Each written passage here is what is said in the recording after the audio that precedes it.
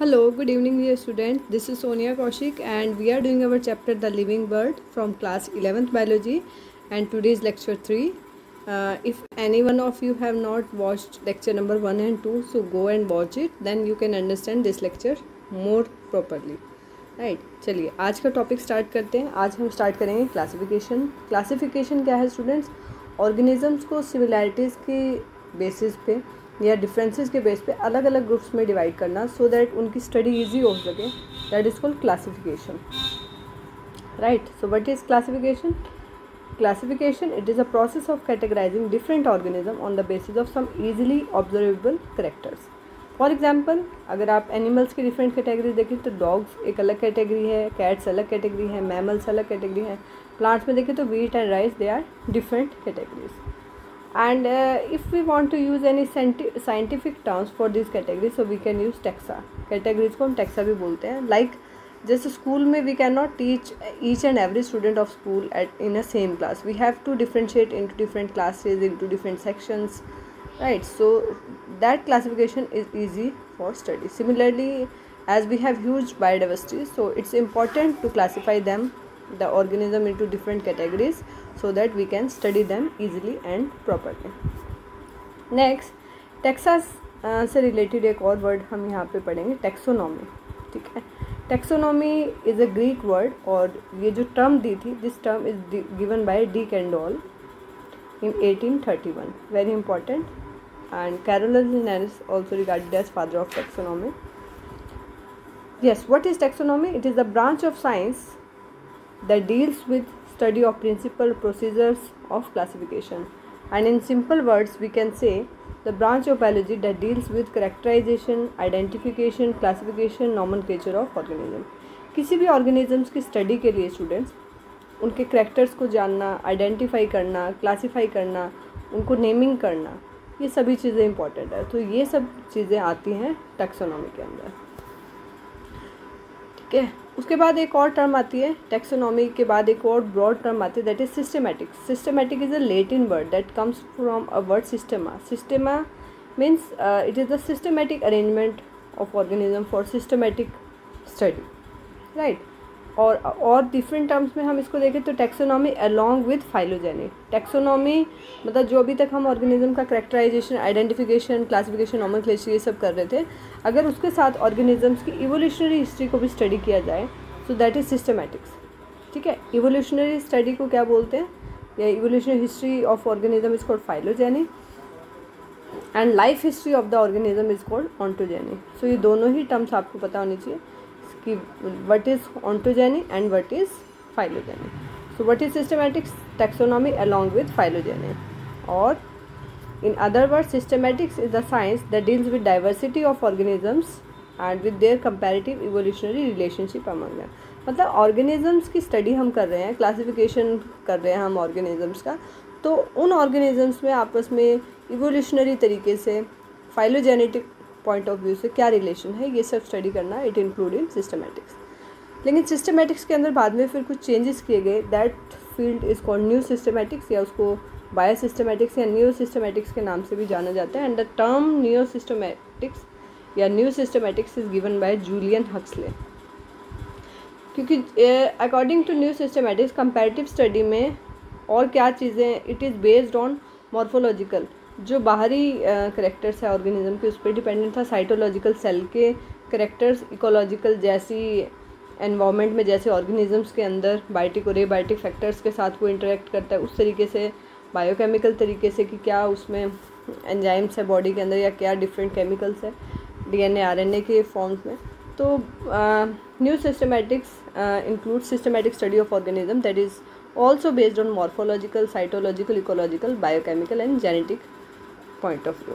ठीक है, फिर कुछ टर्म्स कई बार पढ़ने में आती है, साइटो टैक्सोनॉमी, कीमो टैक्सोनॉमी। देखिए इनके नाम से ही क्लियर हो रहा है, साइटो मतलब cell, it is based on cytological information. अगर हम टैक्सोनॉमी मतलब ऑर्गेनिजम्स को क्लासीफाई कर रहे हैं, ऑर्गेनिज्म को आइडेंटिफाई कर रहे हैं on the basis of their characters of cell, like cell के अंदर कितना क्रोमोसोम नंबर है, क्या स्ट्रक्चर है, क्या बिहेवियर है, तो that field is called cytotaxonomy. Actually it is a you can say a branch of taxonomy. Taxonomy के अंदर ही ये छोटी छोटी ब्रांचेस हैं।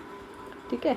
Chemo taxonomy that is chemical taxonomy, chemo word that is related to chemical and it includes study of different chemical characters and there.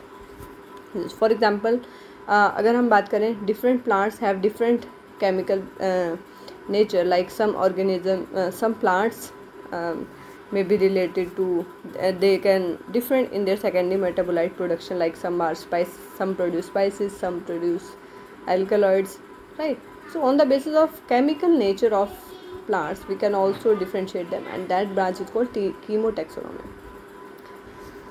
अब classification की जब हमने बात की, ऑर्गेनिजम्स को हमने डिफरेंट कैटेगरीज में डिवाइड कर दिया, लेकिन ये इतना इजी नहीं है। It's not, classification is not a single step process. इसमें बहुत सारे स्टेप्स हैं एंड बहुत सारी लेवल्स हैं। अगर हम इंक्रीजिंग या डिक्रीजिंग, असेंडिंग या डिसेंडिंग ऑर्डर में बात करें तो that include a hierarchy of steps, ठीक है। और वो जो स्टेप्स आएंगे, ठीक है, हर स्टेप में एक रैंक होगा। रैंक को हम कैटेगरी भी बोल सकते हैं और कैटेगरी को हम टैक्सोन भी बोल सकते हैं। प्लूरल वर्ड है टैक्सा, ठीक है। टैक्सॉन की डेफिनेशन भी या टैक्सा की डेफिनेशन आ जाती है। तो taxon is a unit of classification which represent any level of organism, ठीक है। जब हम टैक्सोनॉमिकल हायरार्की स्टडी करते हैं तो उसमें हर लेवल को कैटेगरी कहा जाता है, रैंक भी आप उसको बोल सकते हो, टैक्सॉन भी बोल सकते हो। और इन सभी कैटेगरीज को अगर आप अरेंज करते हो, ठीक है, so that is called taxonomical hierarchy. For example जैसे इंसेक्ट्स हैं, insects represent a group of organism, ठीक है। इंसेक्ट्स एक अलग ग्रुप है।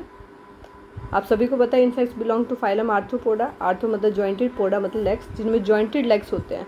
और सभी इंसेक्ट्स में कॉमन फीचर होता है, they all have 3 pairs of jointed legs. और arthropoda is also largest phylum of animal kingdom.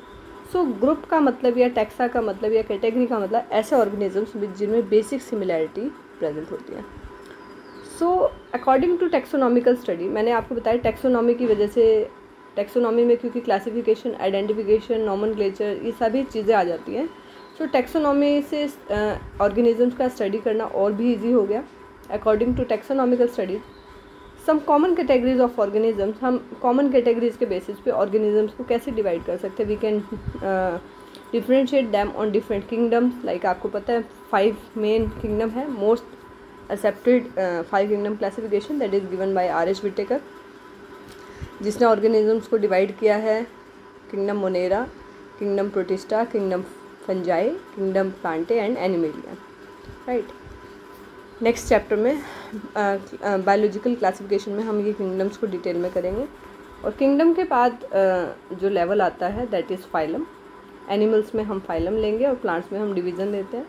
उसके बाद जो लेवल आता है बेटा, हाईएस्ट लेवल है किंगडम। किंगडम के बाद जो लेवल आ रहा है फाइलम। फाइलम के बाद फाइलम एनिमल्स के लिए, डिवीज़न प्लांट्स के लिए, then class, then order, then family, genus and species.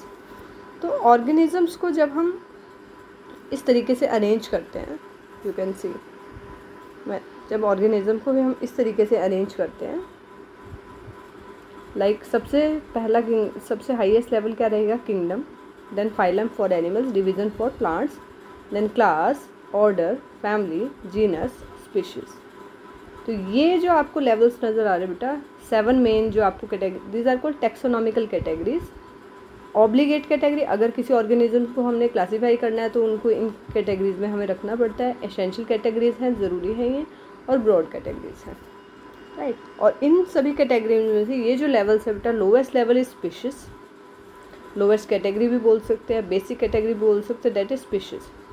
Species includes organism that have basic fundamental similarities and species तो लोवेस्ट लेवल है and highest level is kingdom. Like कोई भी plant है तो वो प्लांट किंगडम के अंदर है, ठीक है। अब वो डिफरेंट हो सकता है, दैट में बी जीरोफाइटिक, दैट में बी हाइड्रोफाइट, वो कुछ भी हो सकता है, लेकिन किंगडम कौन सा होगा, प्लांट। दैट में बी एल्गी, क्योंकि एल्गी भी प्लांट किंगडम में है। सो kingdom is a broad perspective, or you can say broad term, that is the highest level of classification। कई बार नीट में क्वेश्चंस आता है स्टूडेंट्स, अलॉन्ग विद स्पीशीज एक और लेवल गिवन होता है, बायोमोलिकुलर या मॉलिकुलर लेवल। तो अगर 4 ऑप्शंस गिवन है and they are asking in a question कि which one is the lowest level, so species से छोटा लेवल आप बायोमोलिकुलर या मॉलिकुलर लेवल वहाँ आंसर करेंगे। अगर बायोमोलिकुलर या मॉलिकुलर लेवल गिवन नहीं है, then species will be the right answer। Then sometimes a term tribe is in some NEET exams in previous year question. So what is tribe? It is the intermediate category between subfamily and genus. देखिए बेटा, according to NCERT these 7 taxonomical categories are essential categories, लेकिन इनमें family के बाद we can differentiate and सब family. तो सब family और जीनस के बीच में जो स्पीशीज आएगी बेटा, सॉरी जो कैटेगरी आएगी दैट इज़ कॉल्ड ट्राइब. तो उसको हम क्या बोलते हैं? ट्राइब. तो ऐसी और भी न्यू टर्म्स हम करेंगे अभी, ठीक है. We are moving from basics to higher concepts. तो पहले बेसिक कॉन्सेप्ट्स करें that are given in our NCERT along with some NEET concept.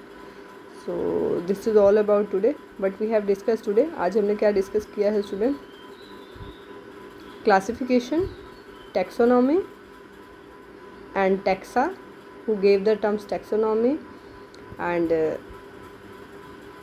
systematics, new systematics, cytotaxonomy, chemotaxonomy, taxonomical categories, and we have discussed hierarchical arrangement of different taxonomical categories. This is very important. This can be asked in CBSE exam as well. इस CBSE में भी आपको exam में पूछ लेते हैं. They can ask and in NEET they can give this in a random manner and they will say you to arrange them in ascending or descending order, right? So this is all about today. If you have any doubt, any query, you can ask me in comment section. And if you are liking these type of videos, अगर आपको अच्छा लग रहा है कि notes की form में आप चीज़ें कर रहे हैं, so you can do like, share and subscribe. And if you have any further suggestions, you can tell me. So मिलते हैं लेक्चर 4 में. Till then, stay safe, take care, goodbye.